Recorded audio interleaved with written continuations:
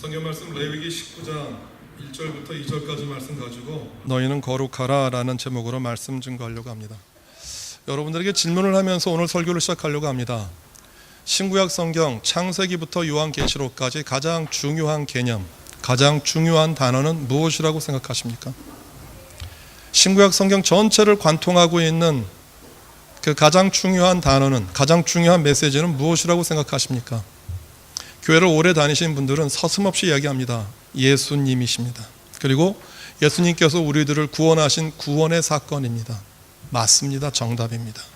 그런데 예수님께서 신구약 성경 전체를 통틀어서 구원을 얘기하시고 난 그 이면에 그 구원을 구원될 수 있도록 또 다른 구원을 서포트하는 단어가 하나 있습니다. 그것은 거룩함입니다. 거룩함. 우리는 거룩함에 대해서 오해를 하고 있습니다. 그것은 뭐냐면 거룩함은 무엇인가 입혀진 상태고 무엇인가 덧입혀진 상태고 무엇인가 완전한 상태라고 하는 착각입니다. 성경에 나와 있는 거룩이라는 단어의 뜻은 그렇게 어떠한 상태를 지칭하는 단어가 아닙니다.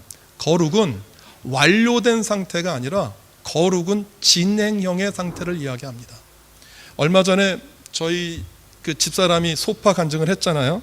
그래서 제가 소파 얘기를 또 하나 더 할게요. 소파를 밤에 가지고 왔어요. 밤 8시 넘어서 큰 트럭을 도움받아서 가지고 왔는데 가지고 올 땐 몰랐어요. 소파 색깔이 베이지색이었더라고요. 아이보리색, 베이지색 그런 연한 톤이었는데 뭐 리클라이너가 되니까 좋았어요. 그리고 뭐 그냥 깜깜하니까 잘 몰랐는데 아침이 되고 났더니 낮에 봤던 베이지색이 베이지색이 아니라 연한 고동색이에요. 자세히 봤더니 그 가죽 소파 겉의 색깔이 소파마다 달라. 어떤 때는 하얗고 어떤 때는 좀 진하고 가만히 들여봤더니 그 소파에 이게 그래서 그 사람들이 소파를 진한 색깔을 샀는지 그때 알았어요. 까만색, 짙은 고동색 때가 안 타니까 그 가죽이 변할 일도 없는 거예요. 그런데 연한 색이니까 이게 사람이 오래 앉은 자리는 다 때가 묻어 있어요. 그리고 한 소파는 청바지를 입은 사람이 무거운 사람이 앉았나 봐. 그 소파 색이 청색이야. 약간 연한 청색이 나. 그러니까 같은 색은 그 소파 색은 전체 톤은 아이보리인데 부분으로 청색도 났다가 밤색도 됐다가 여러 가지 색이 나요. 그래서 참 신기하다 그러고 어떻게 이것을 고칠 수 있을까 생각하다가 알아봤더니 가죽을 그 때를 벗겨내는 세제가 있더라고요. 그래서 버닝스에 사서 뭐 싸게 샀으니까 클리너도 사고 왁스도 샀어요. 2개를 사가지고 그냥 많이 바르면 좋은 줄 알았어요. 정말로 많이 바르면 좋은 줄 알고 정말 듬뿍 내 얼굴에 로션 바르는 것처럼 정말 듬뿍 발랐어요. 그런데 듬뿍 발라서 이제 그 하이버 클로스로 닦으래요. 그러니까 그게 극세사 그 수건 있잖아요. 그걸 이렇게 닦아내는데 전 정말 깜짝 놀랐어요. 저는 아이보리 소파에 묻은 때니까 색깔도 아이보리일 거라고 생각을 했어. 근데 때를 벗겨내는데 극세사 말을 못해. 극세사 크로스에 이렇게 묻어 나오는 게 뭐냐 하면 시꺼매요. 시꺼먼 게 묻어 나오는 거예요. 아까 그랬잖아요. 제가 듬뿍 뿌렸다고. 아무리 닦아내도 끈적끈적대 나중에 알고 봤더니 너무 많이 뿌려가지고 마르는데 시간이 걸리더라고요. 그런데 신기한 건 뭐냐면요, 청색이 났던 곳이나 연한 고동색이 났던 곳이나 그 천으로 싹 닦아냈더니 뭐가 나오냐면 그 가죽의 본래 색깔이 나와요. 제가 또 하나 신기한 걸 하나 발견했어요. 아무리 때가 많이 묻은 소파도 닦아내면 재색이 돼요. 여러분, 하나님이 사람 안에 무엇을 심어 놓으셨냐 하면 하나님의 거룩한 씨앗을 심어 놓으셨어요. 그것이 무엇이냐면 하나님이 우리를 지을 때 당신의 형상을 따라 지은 거예요. 우리들 안에 지금 여기 앉아있는 우리 모두에게는 무엇이 있느냐 하면 하나님의 형상이 내 안에 있어요. 하나님의 눈, 코, 입, 귀를 닮은 게 아니라 하나님의 마음, 하나님의 성품이 우리 안에 있는 거예요. 그 하나님의 형상이 우리 안에 있어서 그 형상으로 하나님과 함께 살아가는 삶이 거룩한 삶이에요. 그런데 문제는 그렇게 만들어 놓은 하나님의 형상이 세상을 살면서 때가 타는 거예요. 그 소파에, 하얀 소파에 때가 묻는 것처럼 상처, 아픔, 미움, 시기, 질투, 배아픔, 뭐 이런 여러 가지 것들, 이런 여러 가지 때가 묻으니까 나를 어떻게 생각하느냐 하면, 보세요, 때가 묻은 소파는 자기 스스로가 깨끗하다고 생각 안 해요. 때가 있으니까. 그런데 문제는 그 때를 벗겨냈더니 무슨 색깔이 나와요? 본래 색깔이 나오는 거예요. 하나님의 형상이 우리 안에 있는데 이 세상 가운데서 묻었던 때를 벗겨내면 우리가 어떻게 되는 거냐면 하나님의 형상으로 인해서 거룩해지는 거예요. 거룩이라는 단어는 여러분들이 무엇을 해서가 거룩해지는 게 아니에요. 우리는 본래부터 거룩했어요. 하나님의 형상으로 지음 받았기 때문에. 그런데 그것이 세상 가운데에서 더럽혀졌던 거예요. 이것을 벗겨내면, 이것을 분리하면 거룩해지는 거예요. 그 거룩이라는 단어가 히브리어로 카도슈라고 해요. 그 헬라어로는 그 하기아조라고 얘기를 하는데, 그 헬라어보다는 히브리의 뜻이 더 명확해요. 그 뜻은 그냥 어떤 거냐면 신성하게 하는 거예요. 거룩하게 하는 거예요. 그런데 그 거룩하게 한다라고 하는 그 카도시라고 하는 그 말이 어떤 뜻이냐면 분리하는 거예요. 거룩이라는 단어의 원뜻이 뭐냐면 분리하는 거예요. 하나님을 향해서 떠나있던 그 마음을, 하나님을 향해서 죄졌던 내 안에 가지고 있었던 죄와 우상숭배와 잘못된 것들을 떼어내면 뭐라고 말을 하냐면 거룩이라고 얘기를 해요. 거룩이라는 단어가 레위기에 많이 등장하는 것처럼 보이지만 사실은요, 하나님이 이 거룩이라는 단어를 창세기부터 시작해서 요한계시록까지 계속해서 이야기하세요. 말씀드려 볼게요. 여러분들이 창세기를 잘 읽어가다 보면 하나님이 세상을 창조하실 때 그 빛을 내세요. 그런데 그 1장과 2장과 3절을 잘 읽어가다 보면 흑암이 깊음 가운데 있는데 하나님이 빛이 있으라 하세요. 무슨 말이냐면 여기서 말하는 그 빛은 그 뒤에 나오는 태양과 달의 빛이 아니에요. 하나님이 깊은 어두운 가운데에서 빛을 주셔서 이 빛을 요한은 뭐라고 얘기를 하죠? 생명이라고 얘기하거든요. 그러니까 이 세상이 혼돈하고 어둠 가운데 있을 때 하나님이 그 어두움을 무엇으로 분리해낸 거냐 하면 그 어둠으로부터 생명을 가지고 오셨어요. 그리고 이 땅을 드러내는데 그 땅을 무엇으로부터 분리해내세요? 물로부터. 바다의 물로부터 이 땅을 분리해내서 우리가 살고 있는 땅이 되게 한 거예요. 하나님이 아브라함을 어떻게 하셨죠? 갈대아 우르에서 하란에서 떠나라라고 하는 거예요. 분리하라라고 하는 거예요. 떠나와. 그래서 어디로요? 가나안으로 들어가.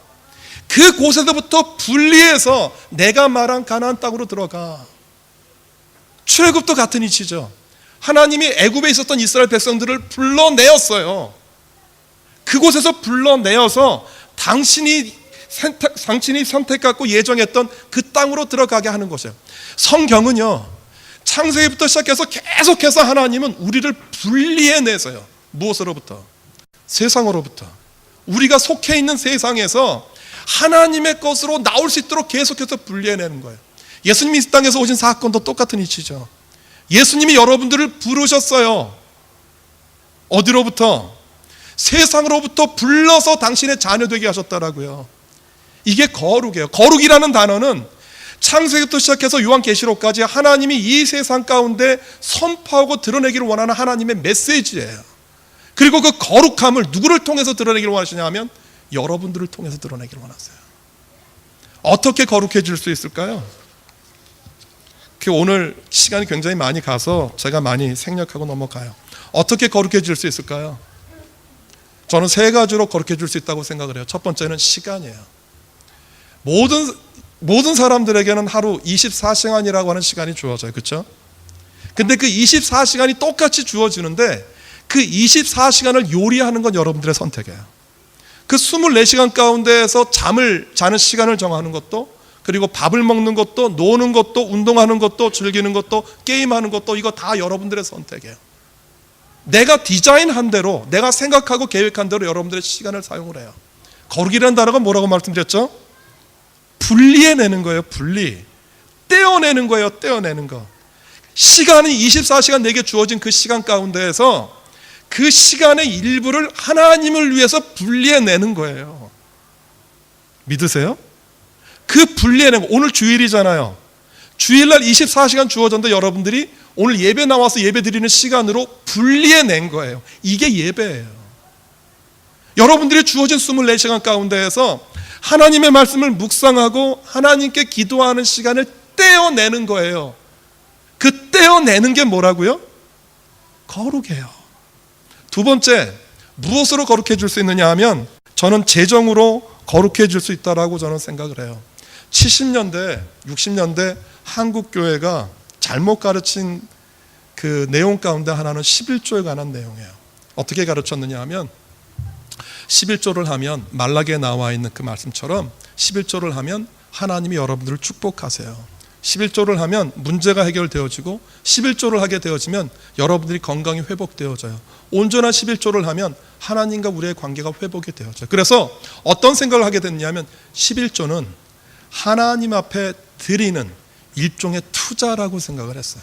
내가 10의 1을 드리고 더 많은 것을 얻을 수 있다라고 하는 그 근거 구절이 말라기 3장 8절부터 10절까지예요. 같이 한번 읽어볼게요. 8절 제가 읽고 9절 여러분들 읽으세요. 사람이 어찌 하나님의 것을 도둑질하겠느냐? 그러나 너희는 나의 것을 도둑질하고 말하기를 우리가 어떻게 주의 것을 도둑질하였나이까 하는도다. 이는 곧 11조와 봉헌물이라.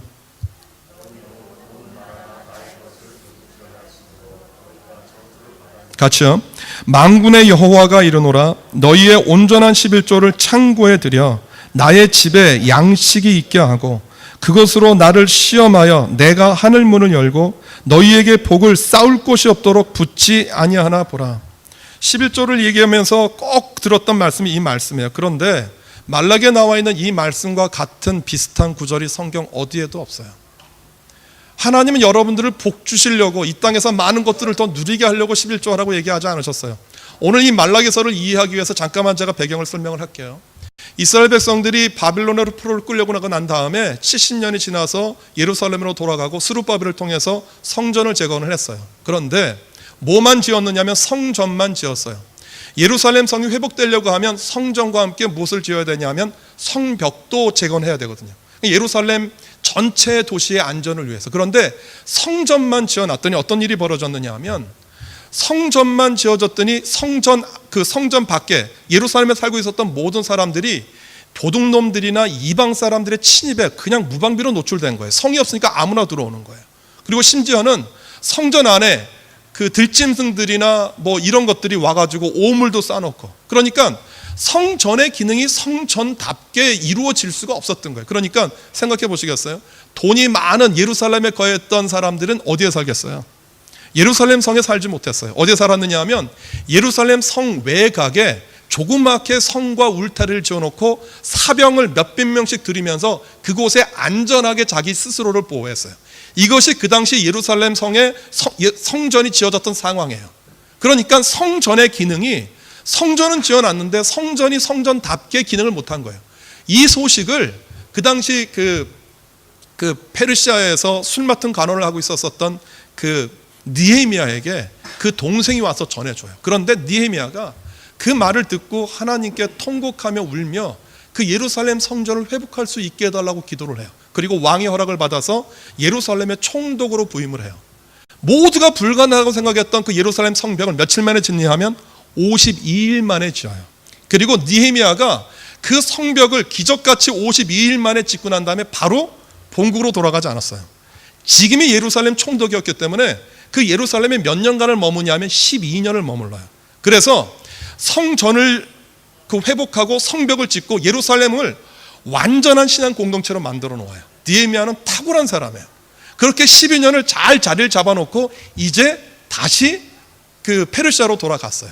그런데 1년 있다가 다시 이 느헤미야가 예루살렘을 방문해요. 이유는 예루살렘이 엉망이 됐다는 소식을 또 들었던 거예요. 가서 보았더니 보세요. 12년 동안 예루살렘 성이 기틀을 잡아놨는데 그가 없는 1년 사이에 어떤 일이 벌어졌느냐 하면 예루살렘 성이 온전하게 회복되려고 하고 성전이 회복되려고 하면 그 예루살렘 성전을 봉사하는 레위인들을 위한 11조와 헌물을 드려야 돼요. 그런데 이것을 드리지 않았어요. 그러니까 레위인들이 성전에서 봉사하지 못하고 그 밖에 나가서 세상 일을 하는 거예요. 그러다 보니까 경제, 예루살렘 성문을 닫아두는 시간, 안식일날 성문 열어두면 안 되거든요. 모든 것들이 엉망진창이 돼버린 거예요. 그래서 지금 예루살렘 성을 회복하는 가장 첫 번째 길이 뭐였느냐 하면 이스라엘 백성들이 하나님께 드리고자 했었던 11조를 회복하는 거예요. 그래서 말라기서에서 느헤미야에게 만들어졌던 그 나라, 그 예루살렘 성을 회복하기 위해서 오늘 본문의 이 이야기를 했던 것이에요. 그런데 성경에서 하나님이 11조를 하라고 했었던 분명한 이유가 한 가지 있어요. 한번 읽어볼게요. 민수기 18장 21절인데 같이 한번 읽어볼까요? 시작. 내가 이스라엘의 11조를 레위 자손에게 기업으로 다 주어서 그들이 하는 일 곧 회막에서 하는 일을 감나니. 25절 26절 같이 읽을게요. 여호와께서 모세에게 말씀하여 이르시되 너는 레위인에게 말하여 그에게 이르라. 내가 이스라엘 자손에게 받아 너희에게 기업으로 준 11조를 너희가 그들에게 받을 때에 그 11조의 11조를 거제로 하나님께 드릴 것이라 라고 되어 있어요. 한 가지 정말 이상한 것이 한 가지 있어요. 그것은 뭐냐면 하나님이 그 야곱의 12아들을 통해서 이스라엘 땅을 분배를 해주셨어요. 가나안 땅을. 그런데 그 12지파 가운데 유독 어떤 지파에게, 레위 지파에게는 땅을 기업으로 주지 않았어요. 그러니까 공평하게 레위 지파에게도 땅을 주고 뭐 땅에서 뭐 소득을 하든지 소득하면서 성전의 일을 봉사하든지 그렇게 하면 됐는데 레위 지파에게는 땅을 주지 않았던 거예요. 그리고 예언한 지파에게 뭐라고 얘기를 하느냐 하면 너희가 얻은 땅에서 노동해서 얻은 소득의 10분의 1을 이 레위인들이 성막에서 봉사할 수 있도록 그들을 도우라고 얘기를 해요. 한 가지 질문이요. 하나님이 왜 이런 구조를 만들어 놓았을까요? 우리가 생각할 때 굉장히 비합리적이에요. 12지파에게 균등하게 땅을 나눠줘서 그들이 균등하게 소득을 얻게 하면 뭐 이런저런 말이 없을 것인데 레위 지파에게는 땅을 기업으로 주지 않고 11지파가 내는 그 11조를 통해서 생활하게 했어요. 누구를 위함일까요? 이 뜻이에요. 레위 지파를 제외한 11지파가 10분의 1을 구별해서 레위인에게 주었어요. 그것은 레위인들을 위해서 주는 게 아니에요. 하나님이 무엇을 가르치는 거냐 하면 너희가 이 땅에서 얻은 소득, 어떤 소득이냐면 땀 흘려 노력한 소득이에요. 내가 애써서 얻은 소득이에요. 내가 사기치거나 남을 잘못하거나 남에게 아픈 마음 가지고 얻은 소득이 아니라 내가 이 땅에서 땀 흘려 얻은 소득의 10분의 1을 그들에게 뭐라고 얘기를 하냐면 그것은 여호와께 드리는 기업이야. 여호와의 것이야 라고 얘기를 하는 거예요. 무슨 뜻이냐면 너희들의 10분의 1을 하나님의 것으로 구별하여서 레위인들에게 주면 레위인들에게 주는 그것이 문제가 아니라 너희들의 10분의 1을 띄었던 그것으로 너희들 이스라엘 전체 백성을 다 거룩하게 할 거야 알아요. 너희들이 재정 가운데에서 수고하고 애써서 노력한 10분의 1을 띄어서 구별하여서 레위인에게 주는 그것으로 나머지 11지파와 모두가 다 거룩하게 되어지는 것이야.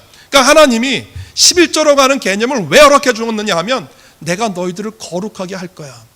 너희들이 수고하고 애쓰고 땀 흘렸던 모든 삶을 무엇으로? 11조를 구분하는 마음으로 내가 너희들을 거룩하게 할 거야 라고 얘기를 한 거야.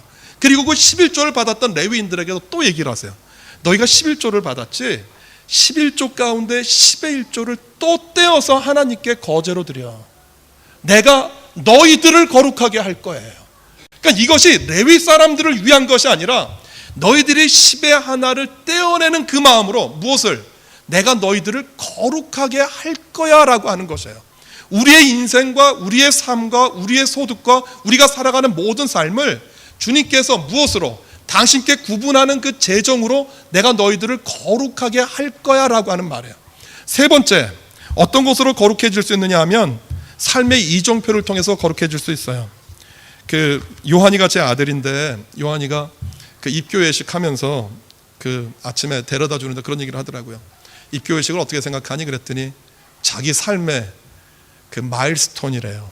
그 한국말로 말하면 경계석, 그 이정표가 되어져요. 어떤 의미야? 그랬더니 내가 이렇게 세례를 받고 입교회식을 하는 게 내 인생 가운데에서 큰 획을 긋는 한 사건이야 라고 얘기를 하더라고요. 그래서 제 마음껏 참 고마웠어요. 그런데 재미있는 그 아이가 얘기했었던 이 마일스톤이라는 말이 참 재밌는 단어예요. 마일은 정말 마일 플러스 스톤이라는 말이에요. 그런데 고대 로마에서는요, 어떻게 이 마일스톤을 사용하느냐 하면 1마일마다 한 1.6km 되잖아요. 1마일마다 지나갈 때마다 진짜 돌 하나를 만들어 놔요. 그래서 돌을 하나 만들어 놓고 그 돌에다가 뭘 새기냐 하면 지금 이 거리는 로마로부터 얼마입니다 라고 적어 놓은 거예요. 로마로부터 몇 마일입니다. 로마로부터 몇 마일입니다. 그래서 1마일마다 내가 지금 있는 그곳이 어느 정도 로마로부터 떨어져 있는지를 알게 하는 거예요.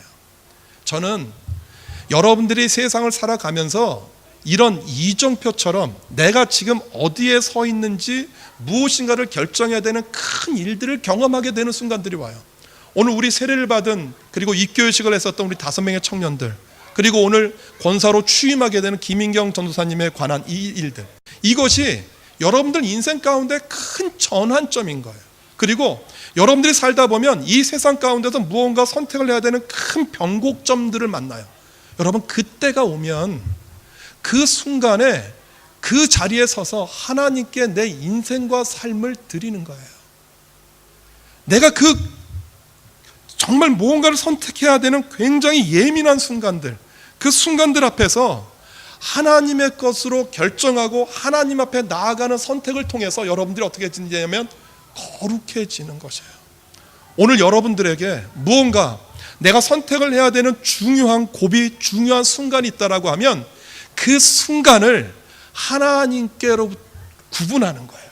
하나님께로부터 구분해서 그 시간과 그 삶과 그 현장, 그 상황을 하나님께 드림으로 여러분들 어떻게 되는 거냐면 거룩해지는 거예요. 오늘 세례 받으신 4명, 그리고 또 요한이, 그리고 우리 김인경 전도사님에게 여러분들 인생 가운데에서 오늘 지금 이 시간이 내가 하나님께 나의 삶을 드리기로 작정하고 내 삶을 구별해서 하나님께 드리는 큰 전환점이 되어지기를 바라요. 그리고 오늘 예배 참석한 사랑하는 여러분들 가운데 무언가 여러분들이 결정해야 되는, 선택해야 되는 큰 시간들과 순서들이 여러분들이 다가온다라고 하면 그 시간을 하나님께 드리세요. 하나님, 주님께 내 모든 선택과 내 모든 결정을 올려드립니다. 하나님, 나를 받아달라고 기도하는 여러분 되어주시기를 주님의 이름으로 소원해요. 말씀 마치면서 요약하겠습니다. 거룩함은 무엇이라고 말씀드렸죠? 내 삶 가운데에서 더러운 것들을 떼어서 구분하는 거예요. 3가지로 여러분들 거룩해 주실 수 있어요. 무엇으로? 첫 번째, 시간으로. 시간 가운데 하나님께 드리는 시간들을 만드시고, 그 다음에 2번째, 내가 하나님께 헌금을 드림으로 내가 수고하고 애썼던 모든 것들을 거룩하게 하는 것이에요. 기억하세요. 내가 11조를 했기 때문에 하나님이 축복해 주는 게 아니에요. 내가 하나님께 드렸기 때문에 복은 따라오는 거예요. 그런데 그 복을 따라가면 많은 걸 놓쳐요. 내가 하나님께 거룩해졌기 때문에 하나님께서 거룩한 자들에게 주시는 은혜와 복과 선물이 따라오는 거예요. 이 은혜가 있기를 바라고요. 그리고 3번째, 여러분들 삶 가운데 큰 변곡점, 이정표가 여러분 인생 가운데 놓여 있을 때 그 자리에서 여러분들 생각으로만 결정하지 마시고 하나님께 이 시간을 드립니다라고 헌신하세요. 그 헌신이 여러분들의 인생과 삶을 거룩하게 만드는 귀한 결정이 될 겁니다. 이 은혜가 우리 가운데 있기를 주님의 이름으로 소원합니다. 기도하겠습니다. 고마우신 주님, 주님은 우리를 향하여서 거룩해지라고 말씀하십니다. 내가 거룩하니 너희도 거룩하라라고 말씀하십니다. 그 거룩함이 나와는 굉장히 떨어진 주제가 아니라 이미 우리 안에 하나님이 새겨놓고 만들어 놓은 하나님의 형상으로 거룩한 씨앗이 우리 모두에게 있는데, 세상의 때와 세상의 죄와 세상의 정욕과 탐욕으로 얼룩져 있는 그 거룩함을 주님께서 이제 벗어버리고 하나님께 온전한 거룩함으로 나오라고 이야기하십니다. 이 결정을 하는 우리 사랑하는 예동교회 교우들을 축복하여 주시고, 오늘 세례받고 또 권사님으로 취임하는 우리 김인경 전도사님 가운데 임할 수 있도록 주여 인도하여 주시옵소서. 감사합니다. 예수님의 이름으로 기도드립니다. 아멘.